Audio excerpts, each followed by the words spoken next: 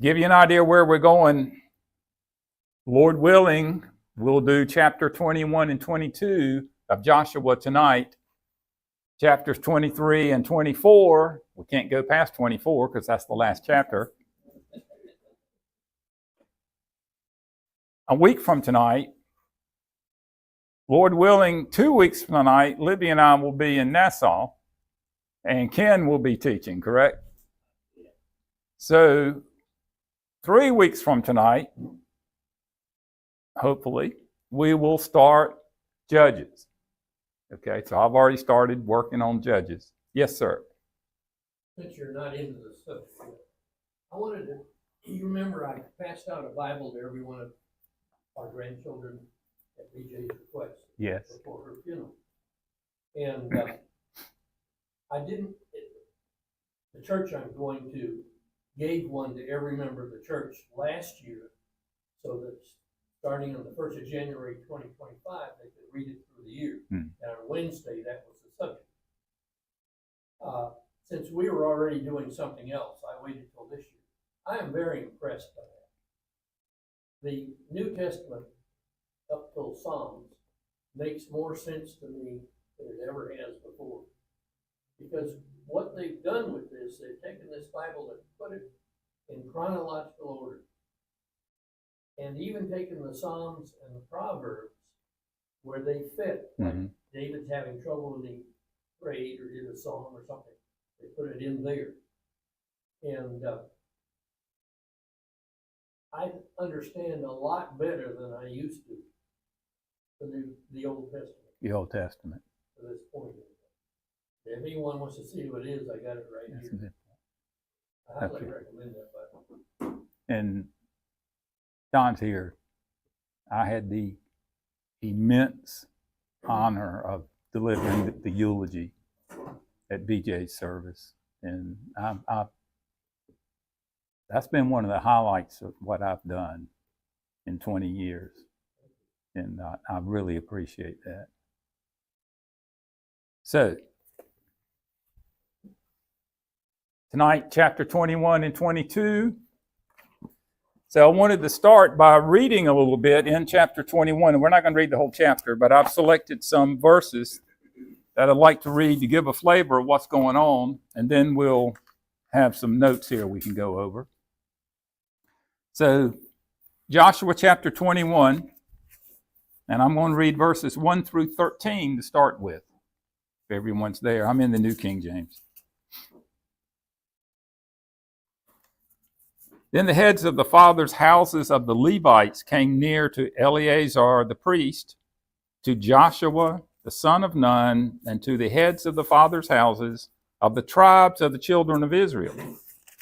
And they spoke to them at Shiloh in the land of Canaan, saying, the Lord commanded through Moses to give us cities to dwell in, with their common lands for our livestock. So the children of Israel gave to the Levites from their inheritance at the commandment of the Lord these cities and their common lands. Now the lot came out for the families of the Kohathites, and the children of Aaron the priest, who were of the Levites, had 13 cities by lot, from the tribe of Judah, from the tribe of Simeon, and from the tribe of Benjamin. The rest of the children of Kohath had 10 cities by lot from the families of the tribes of Ephraim, from the tribe of Dan, and from the half-tribe of Manasseh. What's happening here is they're dividing out the cities to the Levites. And there were 3 descendants, I think I have them on the board, 3 descendants that had to be covered who were Levites, who were descendants of Levi, who were their tribes. The children of Gershon, had 13 cities by lot from the families of the tribe of Issachar, and the tribe of Asher, from the tribe of Naphtali, and from the half-tribe of Manasseh and Bashan. And here we come with the third family. The children of Merari, according to their families, had 12 cities from the tribe of Reuben, from the tribe of Gad, and from the tribe of Zebulun. And the children of Israel gave these cities with their common lands by lot to the Levites, as the Lord had commanded by the hand of Moses. So how did these families get their cities? They drew lot. And we've mentioned it several times. Who was in control of the lots? God. Verse 9, so they gave from the tribe of the children of Judah and from the tribe of the children of Simeon these cities which are designated by name, which were for the children of Aaron, one of the families of the Kohathites, who were of the children of Levi, for the lot was theirs first. So who got to draw first? Aaron. Think it's coincidence they ended up with Jerusalem? I don't think. And they gave them what's now Hebron in the mountains of Judah with the common land surrounding it. But the fields of the city and its villages they gave to Caleb, the son of Jephunneh, as his possession. Thus the children of Aaron the priest, they gave Hebron with its common land, a city of refuge for the slayer, Libnah with its common land. And then they go on and on. They're dividing out the cities. So let's go down to verses 41 and 42.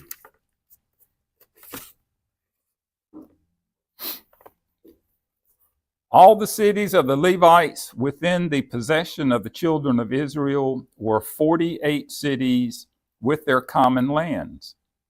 Every one of these cities had its common land surrounding it. Thus were all these cities.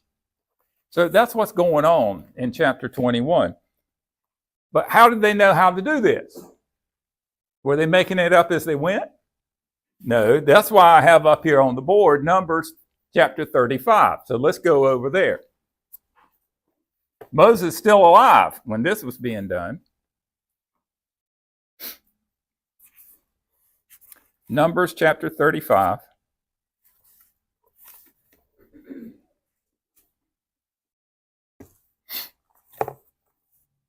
And I'm going to read verses 1 through 8. Numbers 35, beginning in verse 1. Okay. And the Lord spoke to Moses in the plains of Moab by the Jordan across from Jericho, saying, command the children of Israel that they give the Levites cities to dwell in from the inheritance of their possession. And you shall also give the Levites common land around the cities. They shall have the cities to dwell in, and their common land shall be for their cattle, for their herds, and for all their animals. The common land of the cities which you will give the Levites shall extend from the wall of the city outward 1,000 cubits all around. And you shall measure outside the city on the east side 2,000 cubits, on the south side 2,000, west side, north side 2,000 cubits. The city shall be in the middle. This shall belong to them as common land for these cities.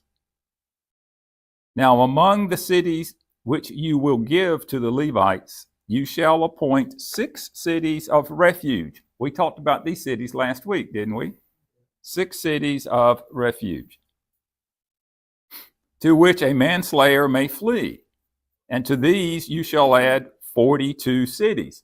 So you have the 6 cities of refuge plus the 42 cities that Moses, the God said, were going to be given to the Levites. So you have 48 total cities.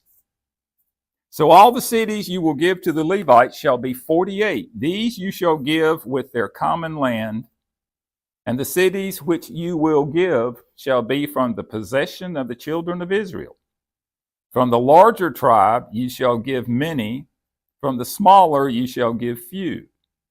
Each shall give some of its cities to the Levites in proportion to the inheritance that each receives. Okay. Does that make sense? Was there a plan before they even got across the Jordan River? So Joshua is doing what? He's carrying out the instructions that Moses got, but who did Moses get the instructions from? From God, right. So what's happening here is the Levites are given places to live among the rest of Israel, 48 cities, including the cities of refuge. If you remember, we read a couple of weeks ago, Hebron. Who got Hebron? Caleb. Caleb said, what? Give me that mountain. I don't care if giants are living on it, I'll run them off. But evidently he said, okay, I'm willing to live outside of Hebron, and you can have it for the Levites, and it also became a city of refuge. Okay? So the priests of Aaron, all located within the land of Judah and Benjamin. So if you look at your maps, you can see where Judah and Benjamin are, and you can see that Jerusalem is there, Hebron is there. You see it? Judah is green, Benjamin is kind of purple.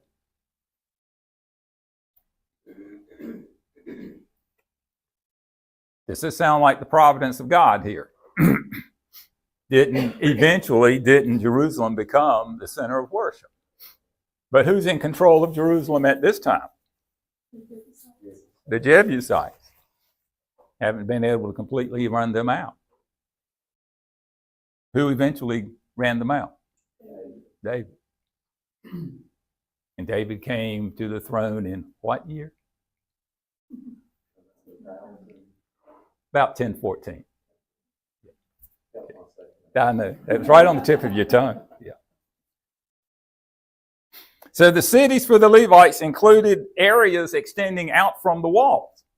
So if we understand it correctly, 1,500 feet, converting it to feet, 1,500 feet, and then you get to divide, go another 3,000 feet. So they had a lot of land outside. I'm sure they needed to raise. They could raise animals, maybe raise crops. So they didn't have to be just inside of the city. So they go through the chapter goes through dividing out. You got 3 lots, and the Kohathites, and then Gershon, and then Merari. These are the 3 families, descendants. So they drew lots. And then the chapter is listing the cities. We don't want to read all those cities and go through that. So we can read it on our own. So they go through all the tribes and the land going to the Levites. But this is a good place to stop and think about. Everybody has their territory now, right? We've been through the tribes.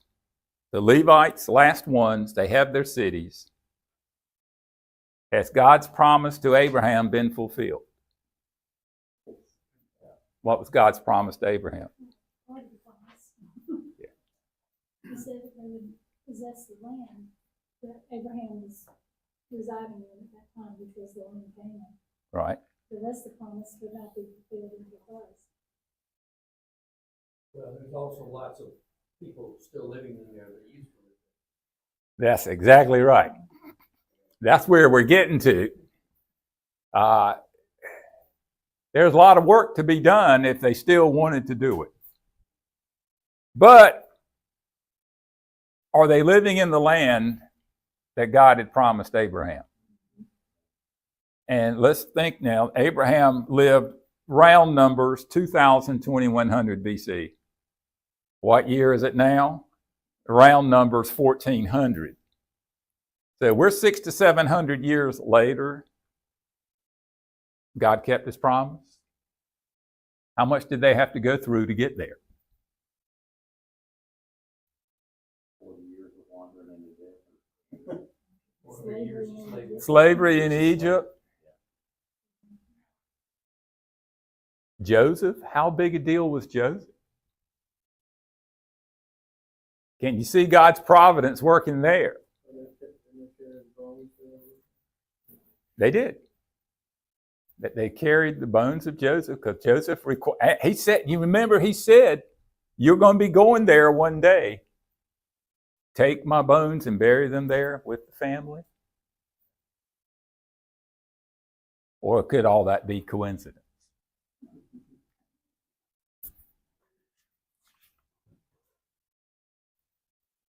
Did the fulfillment of this land promise occur on God's own timetable?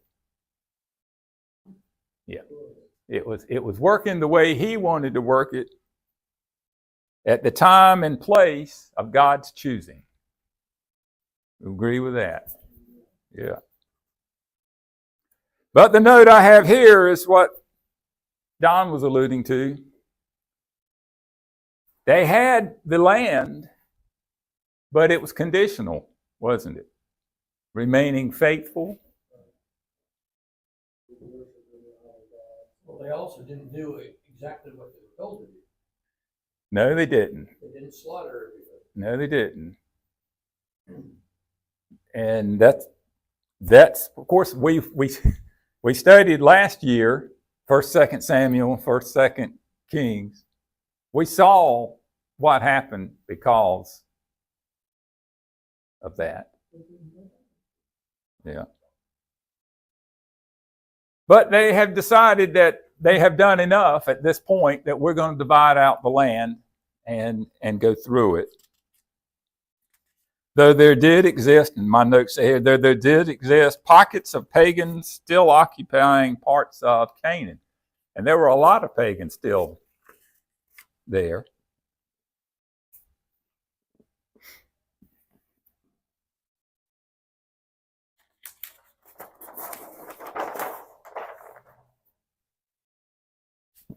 Has anyone read chapter 22 ahead of time?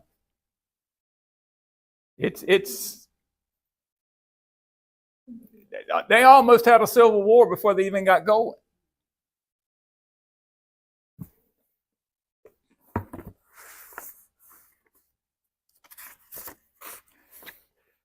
So we come to chapter 22, and I just want to read a few verses here to get the flavor of what we're doing. Chapter 22, verses 1 through 6.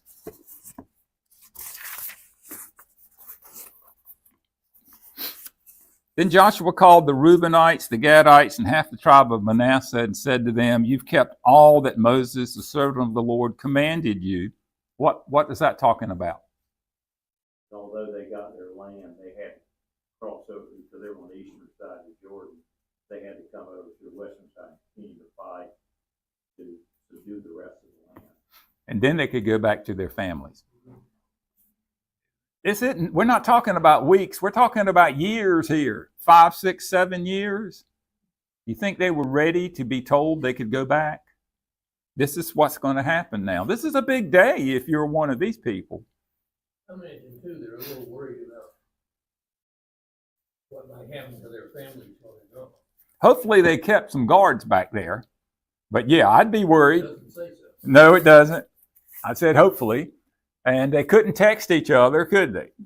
No, so they don't know what's going on. They didn't know about smoke signals. Not yet. That's right. You have kept all that Moses, the servant of the Lord, commanded you and have obeyed my voice in all that I commanded you. That's quite a compliment there.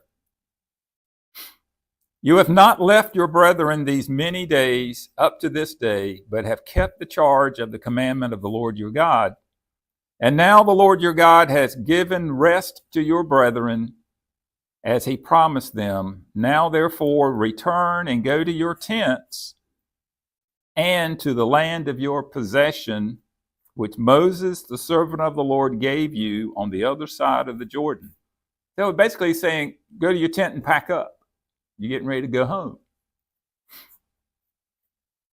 But take careful heed to do the commandment and the law which Moses, the servant of the Lord, commanded you, to love the Lord your God, to walk in all his ways, to keep his commandments, to hold fast to him, and to serve him with all your heart and with all your soul. So Joshua blessed them and sent them away, and they went to their tents. I bet they had a lot of smiles. We're finally getting to go to our families. So let's go down to verse 10.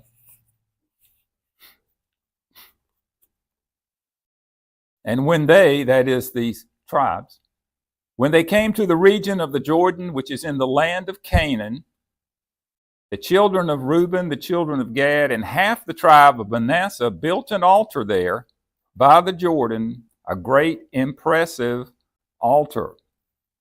Now the children of Israel heard someone say, behold, the children of Reuben, the children of Gad, and half the tribe of Manasseh have built an altar on the frontier of the land of Canaan, in the region of the Jordan, on the children of Israel's side. It's on our side, that's what they're saying, right?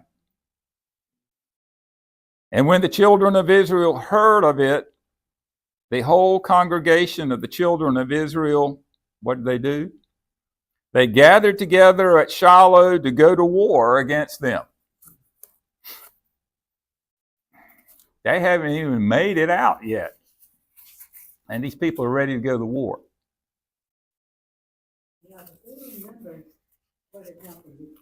That's where we're going.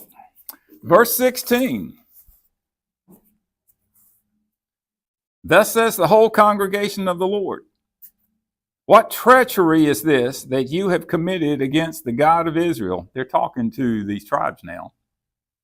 To turn away this day from following the Lord, in that you have built for yourselves an altar, that you might rebel this day against the Lord. So what's the assumption made?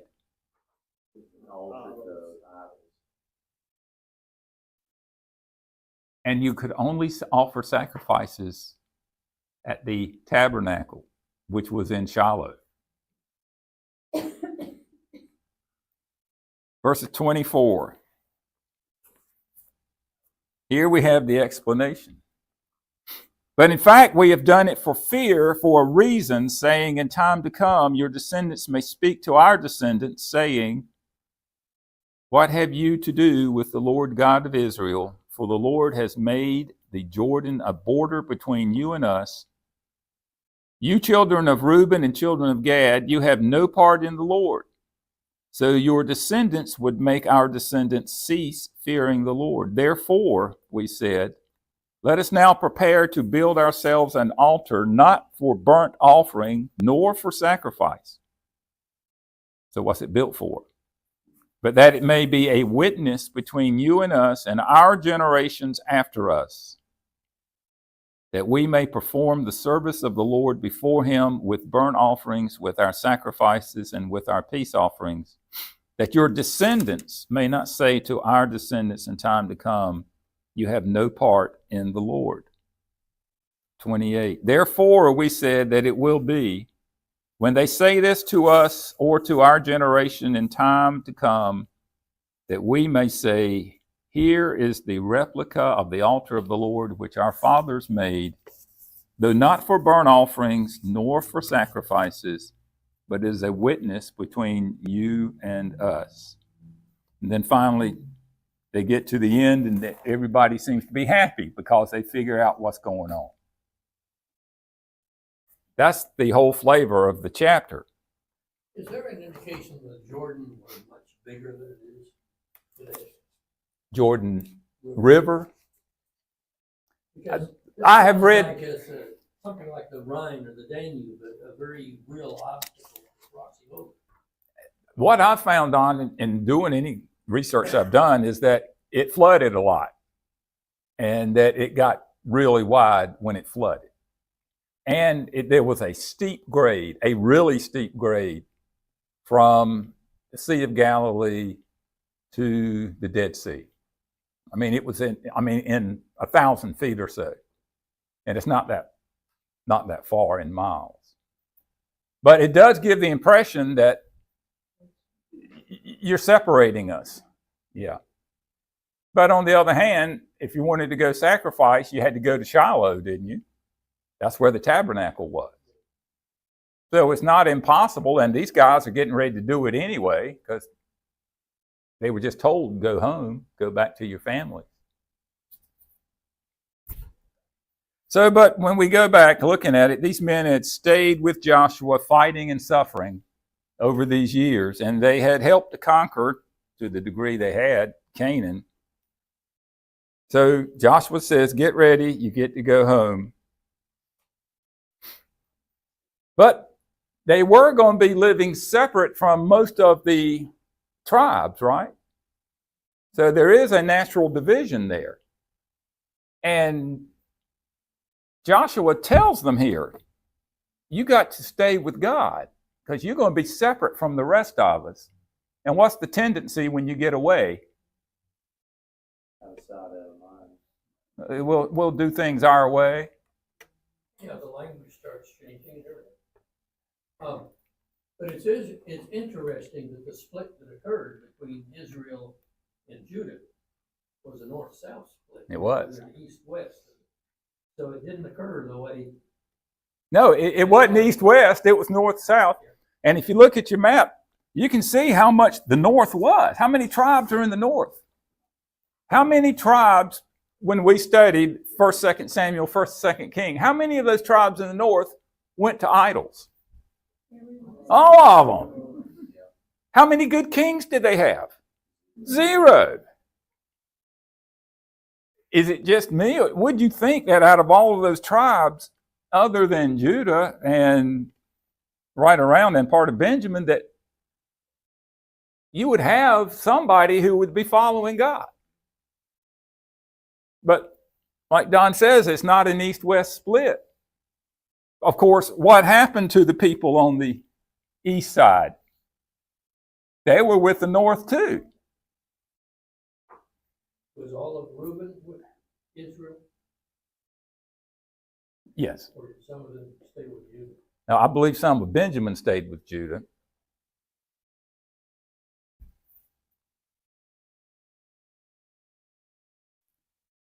Because when they talk about the divided kingdom, it's 10 to the north and 2 to the south. Mm-hmm. Judah and Benjamin. Right. The only 2 that they Right. ever really talked about. So these tribes, and they have good intentions, and that's part of the lesson we need to learn. Didn't these 2.5 tribes have really good intentions? Why did they build the altar? So that future generations would remember that we're part of them. Just because there's a river separating us doesn't mean that we are not part of them. So they would see this and be told. Well, let's face it, the journey to Shiloh was harder for them because they did have to cross the border. Whereas the others, they were just north and south. It might have been the same distance, but they didn't have to cross the river. Yeah. So if they build the altar and they can show their children, that may not have made it to Shiloh, or it's a reminder to say, this is the altar. This is like the altar That was there. We go visit in Shiloh. Right.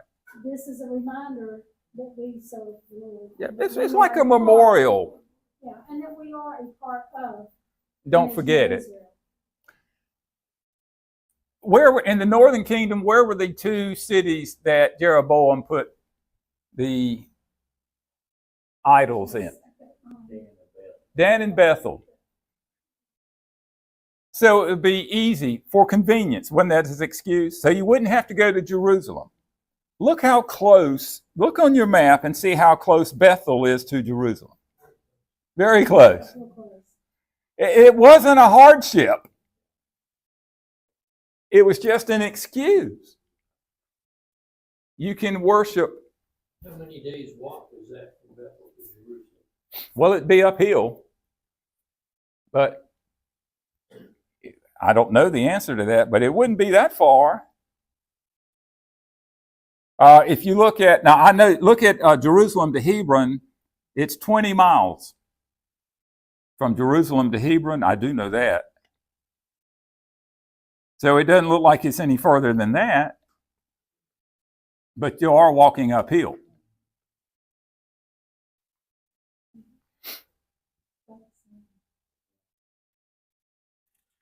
But what does it say about? I was thinking as you were talking about that earlier, you're going to go from down Mount Hermon to Shiloh, it's gonna take you a couple of months. No, it's a good. Yeah, it's a good way. So expecting you to do the sacrifices you're supposed to do kind of puts it out of the reach of a lot of them. Well, they were like we're studying John now on Sunday morning, Don. They had caravans, and they traveled these distances. But in Jesus' time, during the three major festivals, weren't the people coming from all around? Yep. How about Pentecost, when the church was established? Tens, if not hundreds of thousands of people there in Jerusalem. Now, it's a big deal. I mean, you had to plan your year around this. But they did it 3 times a year. The men did anyway. Like 12 different nationalities. Yeah. But it is a good point. It is a long ways, and it's not flat land. You know, the Muslims were similar. They're required to do it once in a lifetime. Go to Mecca. Go to Mecca. Yeah. By the time you go from Mount Hermon to Jerusalem You're tired. and back, Yeah. you've taken almost a whole year. You've taken a long time. You can't do it 3 times. Is that an excuse to worship a golden cow? No, but I think that's why eventually it became synagogue worship. Yeah. So they could go local. And how was that reconciled? Without doing it at the temple. Mm-hmm. But there were synagogues in Jesus' time. Would only the leaders of the tribes go every year to these festivals? Or is it Jesus' family went. man, woman, child, Now, the women and children were not required to go, although Mary did go. But in Jesus' time, they didn't come from the north. No, It wasn't, no. Israel didn't participate. Well, they came from the Galilee. They had Galilee, above Samaria. And take the 'Cause they circuitous drove route around. They took Yeah. a long way around, even though they could go Yeah. the short way. And there were Jews in other areas too. You know, the Ethiopian eunuch. How devoted to God were these 9.5 tribes if they were willing to go to war right away? Were they still zealous at that time to follow Mosaic law? that's why they were so upset, because they thought that whatever it was that they built was another idol, that God was going to destroy all of them because of that. Well, remember what happened to Achan. Yeah. Did God just punish Achan, or did people get killed? Did the whole nation have to go out in front of Joshua and get called? So they could say, this involves all of us, so you can't be doing that. It sounds like they were willing to cut them out. So they were very zealous there. But could the situation have been avoided? How could it have been avoided? Ask them to join them. Oh, let them know what they were going to do. That's whatever left. Yeah, we're going to build a memorial. We're not going to offer any sacrifices there. So they would not have drawn the wrong conclusion. Judging on appearance, didn't we read this Sunday morning? Judging on appearance instead of knowing all the facts. But these 2.5 tribes didn't bother to tell them what they were going to do. Was it a spur of the moment thing? We don't know. But the 9.5 tribes found out about it, and they were willing to go to war. If you're willing to go to war, what are you willing to do? We're going to wipe these guys out.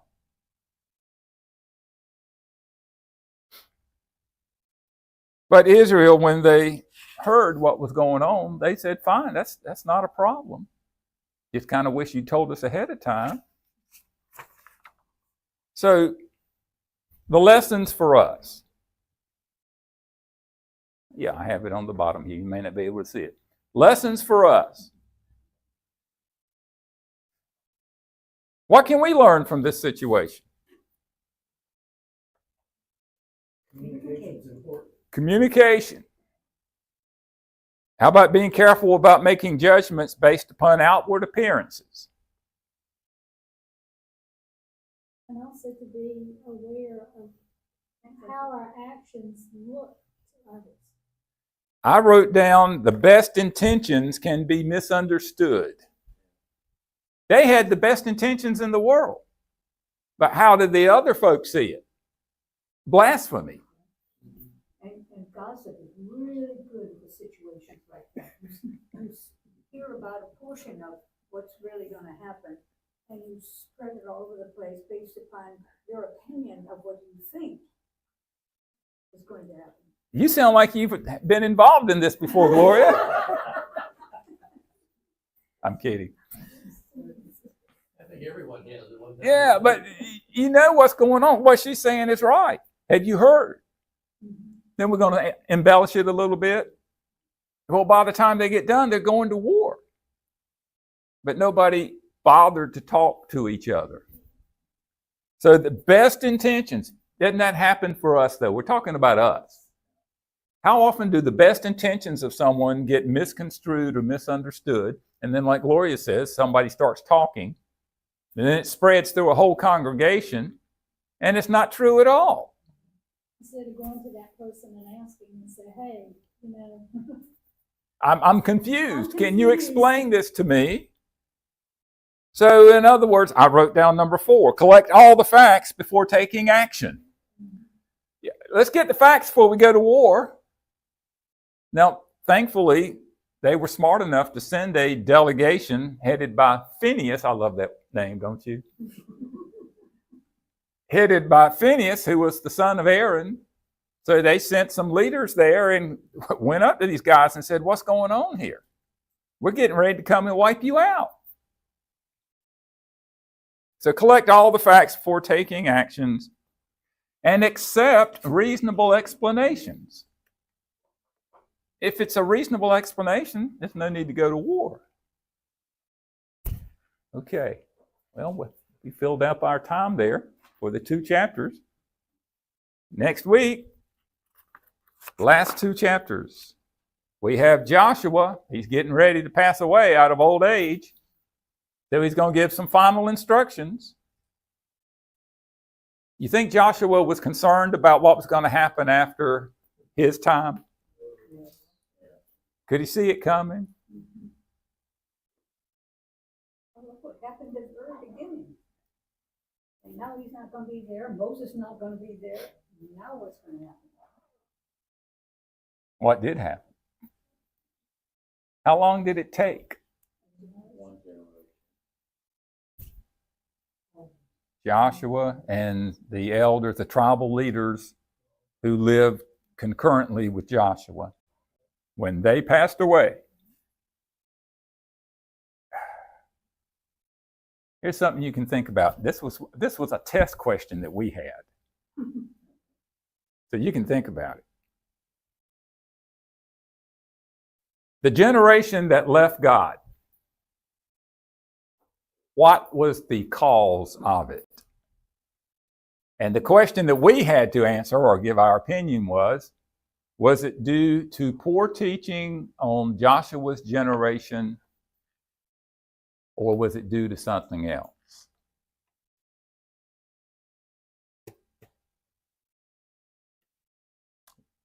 Samuel was obviously a good teacher, and yet the people under him wanted A to king, eliminate the judges, they wanted a king.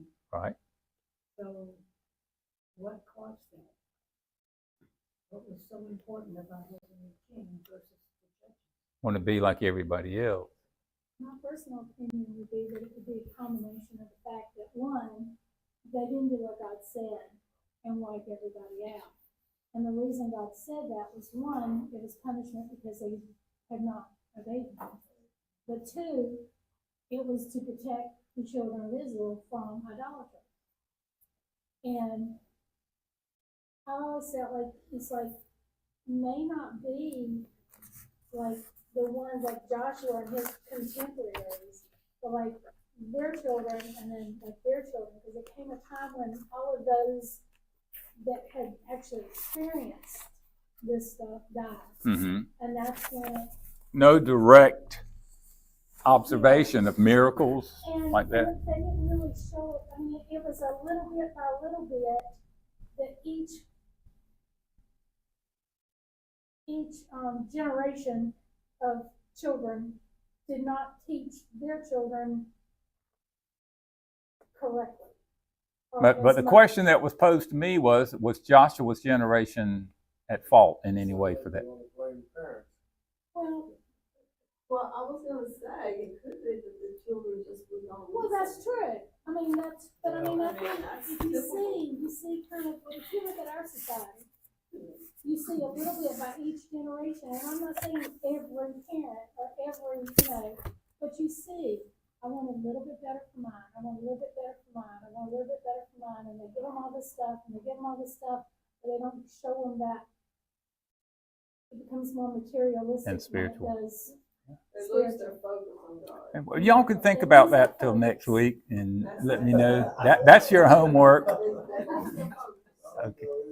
The Sounds other that way. thing is, until Samuel, they just had a series of weak judges. And it wasn't that there was one judge at a time, there were often multiple judges. And each has their own competing interests. And they were self-interested instead of community interested. Yeah, Instead of God. but they might have been interested in their community. Okay. Our community needs more water, but so does this one, and it's coming from the same place, that sort of thing. Okay. Willie, would you mind closing us with a prayer, please? Okay. Go to the Lord in prayer. Dear Heavenly Father, we come at this time giving you the praise and the glory for all the blessings that you have bestowed upon us this day. We thank you for your word that we've been studying here today, and let us learn from the mistakes that others made, and let us continue to be true to you and to your word. Father, we're thankful for the healing that we have seen, and people that we have been praying for. And Lord, we give you all praise and glory for that also. We thank you, dear Lord, for the word that you left here. We thank you for that little prayer. We thank you for forgiveness of sin. We thank you for your son, Jesus, who made forgiveness possible for us. We ask that you continue to be with those that are traveling and keep them safe.